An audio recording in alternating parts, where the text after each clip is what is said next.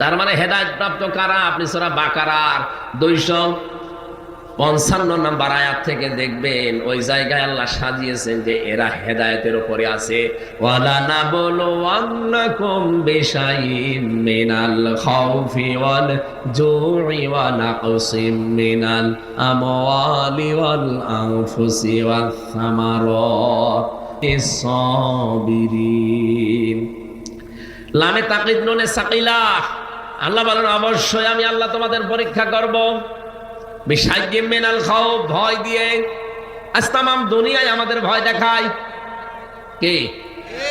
এদেশের নাস্তিকরা আর বাম সালেমরা তো ভয় দেখাতোই, তামাম দুনিয়ায় আমাদেরকে ভয় দেখাতো, এখনো দেখাচ্ছে। যাদেরকে তামাম দুনিয়া ভয় দেখাবে, কখনো ক্ষোধা দিয়ে আমি আল্লাহ তোমাদের পরীক্ষা করব, ভয় দিয়ে, ক্ষোধা দিয়ে, শস্য ক্ষেত দিয়ে এবং সন্তানাদির ক্ষতি দিয়ে। এরপরও যদি কোনো মানুষ টিকে থাকতে পারে, ওয়াবাশশির সাবিরিন, আল্লাহ বলেন ধৈর্যশীলেরা, এদেরকে সংবাদ দেন, সুসংবাদ। আপনি এই 53 বছরের দিকে তাকান একটু, এই আয়াতটা নিয়ে কারা সত্যি দিনের উপরে টিকে থাকতে গিয়ে এই কয়টা পরীক্ষার সম্মুখীন হয়েছে। কত মানুষ ছেলে হারিয়েছে, জানেও না যে ছেলে বেঁচে আছে কিনা। শহীদ মীর কাশেম আলী রহমতুল্লাহ আলাইহি, ওনাকে যখন ফাঁসি দেওয়া হবে তার 3 ঘন্টা আগে ওনারা জানিয়েছিল কারারক্ষী যে আপনার 3 ঘন্টা পরে ফাঁসি, আপনি প্রস্তুতি নেন। উনি বলেছে কারারক্ষী ভাই এখনো তো 3 ঘন্টা আছে, আমি 2 ঘন্টা ঘুমালাম, তুমি আমার 1 ঘন্টা আগে ডেকে দিও। অথচ ওনার ছেলে ওই সময় গুম হয়ে আছে, ব্যারিস্টার আরমান। এই কথা বলেন না কেন? ওনার স্ত্রী ওই সময় হাসপাতালে। আরে ভাই আমাদের মতো পাগল ছাগল ছেলে না, ছেলে ব্যারিস্টার। এইরকম একটা ছেলে আজ গুম হয়ে আছে 8 বছর, জানেও না মরে গেছে না বেঁচে আছে, স্ত্রী হাসপাতালের বেডে পড়ে আছে। এরকম সংবাদ আসলে নিজের মরণের সংবাদ একদিকে, কোন আল্লাহর ওলি আছে দেশে যে সেই স্থির থাকতে পারবে বলেন? আমার রিমান্ডে নিয়ে 10 দিনের শেষের দিন অত্যাচার যা করার ওরা করেছে, শেষের দিন বলেছে যারা বলতে বলি এটা যদি না বলেন তাহলে আপনার বউ তুলে নিয়ে আনবো। আমি নরম হয়ে গেলাম। না ম্যাডাম তো অসুস্থ, সময় 7 মাস সন্তানের বয়স। বললাম ঠিক আছে যা ভালো লাগে করেন, আমার আর কিছু বলার নেই। আমি তো আলেম মানুষ, তারপরও নরম হয়ে গেছি। 10 দিন মাত্র রিমান্ডে, 10 দিনের দিন শেষ। আর ওনার স্ত্রী পড়ে আছে মরণ সজ্জায়, ছেলে গুম হয়ে গেছে, কেউ জানেও না, নিজেও মাত্র আর 3টা ঘন্টা পরে থাকবে না দুনিয়ায়। এরপরও কি শক্তিশালী ইমান দেখেন, বলছে আমি 3 ঘন্টা আছে 2 ঘন্টা ঘুমালাম। কারারক্ষী কুতুব ভাই উনি আমারও দায়িত্বে ছিলেন, আমারে মাঝে মাঝে বলতেন হামজা ভাই লোকটা ঘুম আসলো কি করি। আমি বললাম আপনি বোঝেননি, কিন্তু আমি বুঝেছি যে ঘুম কেন এসেছে। কোরআনে কারীম জানিয়েছে ইন্নাল্লাযীনা ক্বালু রাব্বুনাল্লাহু সুম্মা ইসতাকামু তাতানাজ্জালু আলাইহিমুল মালায়েকা। অবশ্যই যারা এই কথা বলতে পারে আমার রব আল্লাহ, এতটুকু বলেই শেষ করে দেয় না, যারা এর উপরে টিকে থাকতে পারে। রব্বুল আলামিন বলেন তাতানাজ্জালু আলাইহিমুল মালায়েকা। তাতানাজ্জালু এটা মোজারে, বর্তমান ভবিষ্যৎ প্রেজেন্ট ফিউচার। মালাকুন দেয়নি, মালাইকা বহু বছর দিয়েছেন। আল্লাহ বলেন এদের বিপদে আপদে পড়লে আমি আল্লাহ হাজারো ফেরেশতা পাঠিয়ে দেই। কি বলে ফেরেশতারা জানো? আল্লাহ তাখাফু ওয়া লা তাহজানু, কোনো ভয় নেই, কোনো চিন্তা নেই। কিসের ভয় করেন, কিসের চিন্তা?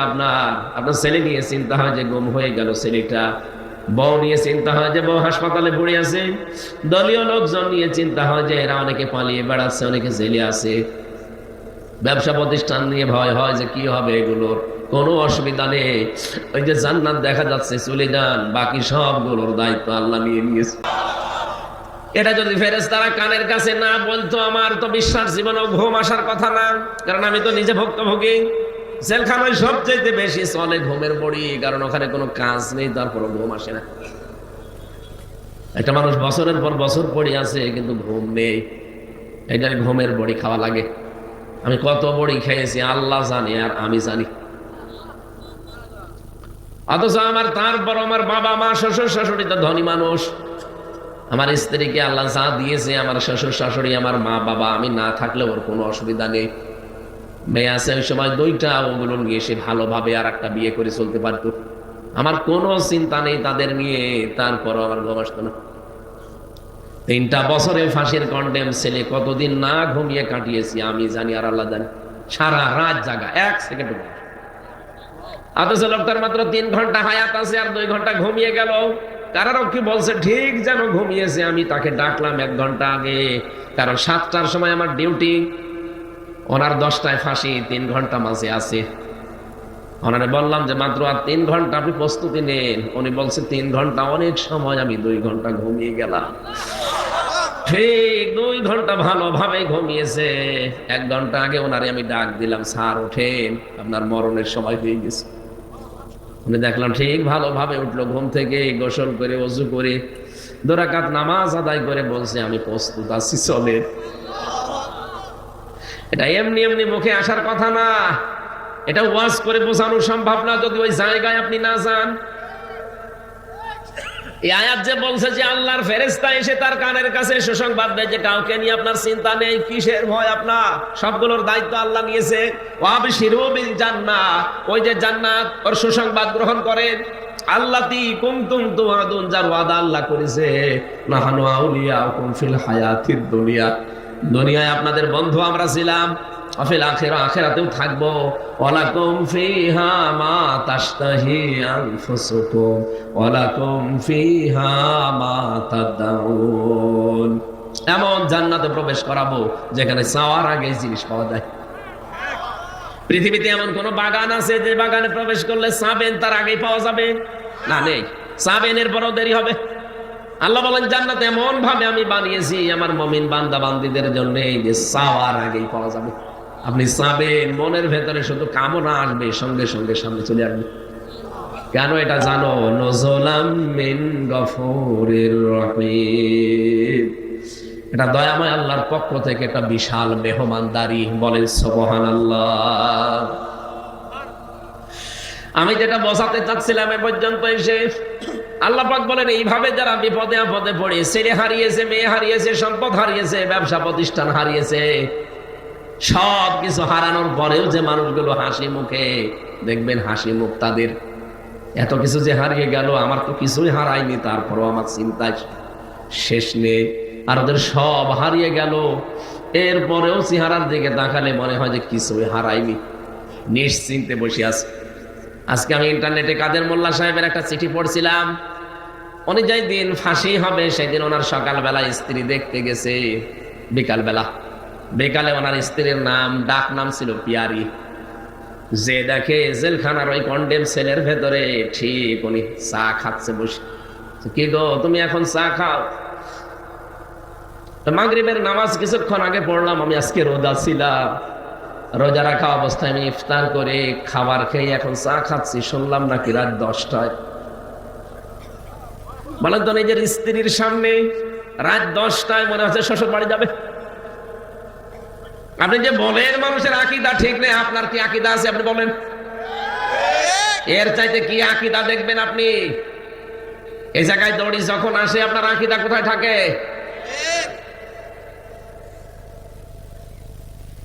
ডাক দিয়ে বলছে, পিয়ারি আমাকে মাফ করে দিও, তোমার হক হয়তো আদায় করতে পারিনি, আজকে আমি আল্লাহর সাথে দেখা করতে যাচ্ছি।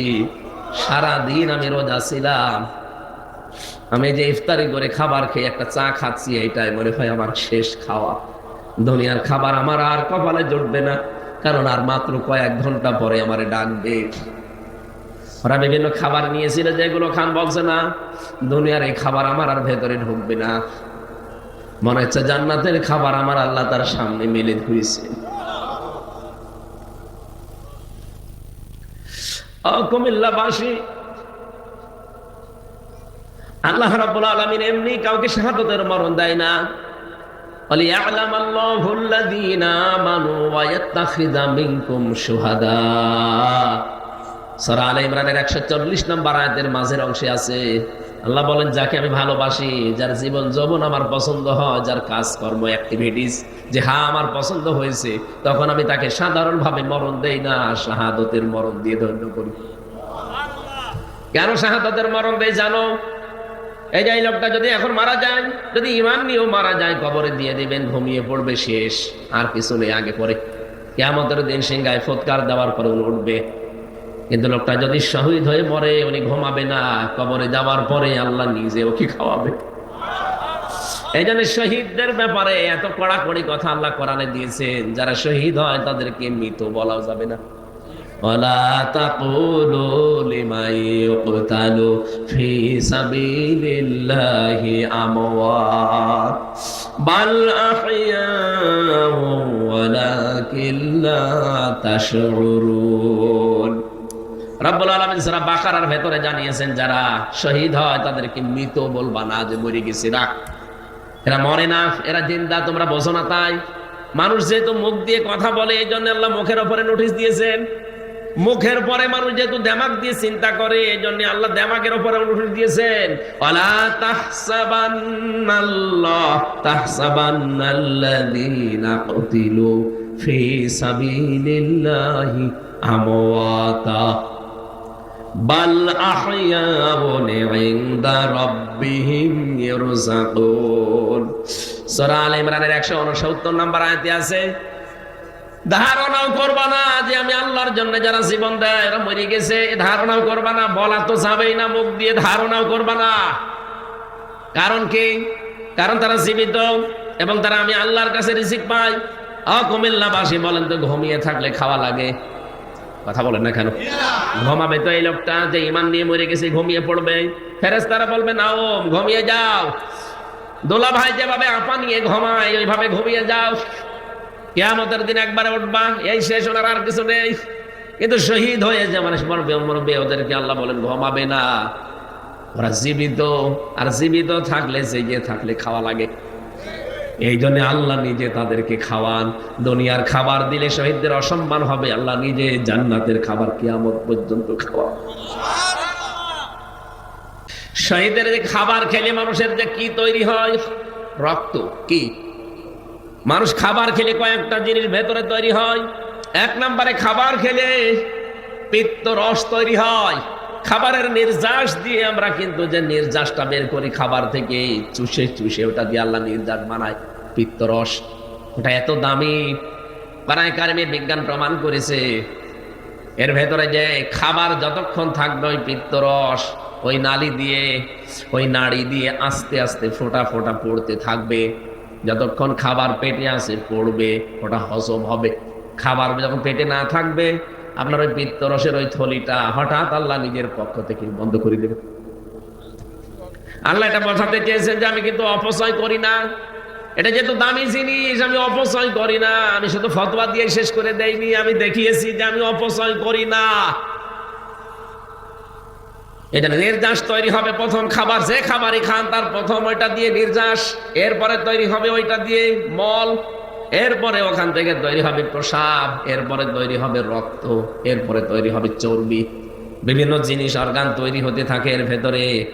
এই মাথা থেকে শুরু করে পা পর্যন্ত ৭০,০০০ তার আছে। কম্পিউটার যদি এখানে এটা না ভিড়িয়ে কম্পিউটার ভিড়ান, আমি আপনাকে একটা একটা করে সব দেখাতে পারবো।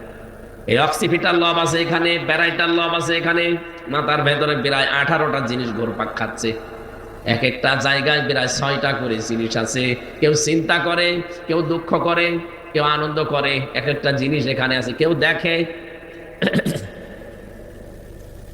রব্বুল আলামিন বলেন, খাবার খাবার পরে রক্ত যেহেতু তৈরি হবে, এই রক্তগুলোই শরীরে ছড়িয়ে যাবে, তখনই আপনি বল পাবেন। রক্ত যদি ছড়িয়ে না যায় তাহলে আপনার বল পাবেন না। মানুষের খাবার খেলে রক্ত তৈরি হয়। এই জন্য শহীদ যারা, এরা যেহেতু খাবার খায় তাহলে রক্ত লাগবে। এটার প্রমাণ দিয়েছেন হযরতে হামজার জীবনীতে।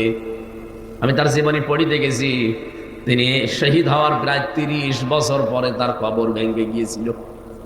মদিনায় একটা বিশাল ঢল হওয়ার কারণে তার কবর ভেঙে যায়। ওই সময় যারা তার সাথে যুদ্ধ করেছে এখন তারা প্রায় মুরব্বী হয়ে গেছে। রক্ত অনুসন্ধান করতে করতে গিয়ে দেখে 30 বছর আগে মুহাম্মদুর রাসূলুল্লাহ আপন চাচা হযরতে আমির হামজা, কাফেররা যেখানে যেখানে তাকে কোপ দিয়েছিল ওই জায়গাগুলো দিয়ে ফিনকি দিয়ে তাজা রক্ত বের হয়ে চলে আসছে। কুমিল্লাবাসী বলেন তো, যদি খাবার না খাবে তাহলে রক্ত আসলো কোথা থেকে? কথা বলেন না কেন? এই জন্য ফেরেশতাদেরকে দিয়ে আল্লাহ সুসংবাদ জানায় তাদেরকে, যে মানুষগুলো এই পরীক্ষায় উত্তীর্ণ হয় আর যারা একথা স্বতঃস্ফূর্ত ভাবে বলতে পারে, আল্লাযীনা ইযা আসাবাতুহুম মুসিবাহ ক্বালু ইন্না লিল্লাহি ওয়া ইন্না ইলাইহি রাজিউন। আমরা মনে করি এটা মানুষ মরে যাওয়ার দোয়া। কে বলেছে আপনাকে? কঠিন বিপদ আপদ যখনই আসবে মানুষের, যদি ইমানদার লোকটা হয়, মুখ দিয়ে আকস্মিক ভাবে বের হয়ে যাবে, জবান খুলে বের করেন, ক্বালু ইন্না লিল্লাহি ওয়া ইন্না ইলাইহি রাজিউন। এই বিপদ আপদ মুসিবত আমার উপরে এসেছে, আমরা তো আল্লাহর জন্য, আল্লাহর কাছে আমরা ফিরে যাব, তখন সে সান্ত্বনা পায়। আরে ভাই, বিপদে আপদে কঠিন মুসিবতে যদি কোনো একটা অবলম্বন আপনি পান, দেখবেন একটা আলাদা অনির্বচন সুখ পাওয়া যায়। জেলখানার ভেতরে আমি মাঝে মাঝে কারারক্ষীকে বলতাম, ভাই একটু বই নিয়ে এসে দিন। 24 ঘন্টা তো তালা লাগিয়ে রাখেন এই ফাঁসির কন্ডেম ছেলে, কারোর সাথে কথাও বলতে দেয় না, আবার সিসি ক্যামেরা দিয়ে রেখেছে, কেউ যেন আমার দিকে না তাকায়। বাইরের যোগাযোগ তো 3 বছর পুরা বিচ্ছিন্ন। একটা বই মই এনে দেন, একটু পড়ি। বই এনে দেয় বঙ্গবন্ধুর আত্মজীবনী। ও ছাতা পড়ি করবো না, কয়েকদিন বই চাই, বই এনে দেয় বঙ্গবন্ধুর ছেলেবেলা, বঙ্গবন্ধুর চীন সফর। ও ছাতা পড়ে আমার রাগ দরকার আছে। একদিন রাগ করে বলেই ফেললাম যে এ বই কেন, আমি যে বই বলি ওই বই এনে দিতে পারেন না। ওই কি বই? আমার ফাঁসি চাই, এই বইটা এনে দিন। আমি মেজর ডালিম বলছি, এইটা এনে দিন। না, ওই বই পড়তে নেই, পড়তে নেই মানে ওইটাই পড়া দরকার। ওখানে ভেতরে তো টাকা চলে না, চলে সিগারেট। সিগারেটের প্যাকেট দিলে বিভিন্ন জিনিস পাওয়া যায়। এক হিন্দু কারারক্ষী, ওর তো আর ইমান নেই। ওর নাম ছিল সুব্রত বালা। এরপরে আরো কয়েকটা হিন্দু আমার দায়িত্বে ছিল, দেবদুলাল, অসিত কুমার, আরো নাম আমার মনে। 3 বছর একাধারে খালি হিন্দুই পেতাম, তো এই কারণে মনে আছে না। এরকম একজন পেয়েছিলাম, ওই সাতক্ষীরার ওদিকে করে বাড়ি যেন। এর তো আর আল্লাহ রসুল বলে কোনো চিন্তা ভাবনা নেই, ওর দুনিয়াকে মজা নিল, এই ধান্দায় আছে। পরে একদিন বললাম, শোনেন, কাছে তো তাকানো যাবে না, সিসি ক্যামেরা আছে, কাজ করেন, এটিএম আজহারুল ইসলাম আছে ওই যে পাশের বিল্ডিং এ, আপনি ওনার কাছে গিয়ে বলবেন যে আমির হামজা কিছু বই চেয়েছে, যদি বইগুলো দেয় আপনি একটু চুরি করে আমারে দিয়ে যাবেন, কারণ আমি জানি যে ওনার কাছে বই আছে। পরবর্তীতে উনি বই পাঠিয়েছে আমারে চুরি করে। কারাগারে রাত দিন জয়নব আল গাজালির বলেছে আমির হামজারে বড় বেটা ভালো করে পড়তে। আমি 1 বার 2 বার নাই, 3 বছরে প্রায় 7 বারের উপরে বইটা শেষ করেছি। কয়েকটা মহিলার ঘটনা ওখানে লেখা আছে যে তাদের ঈমান কি।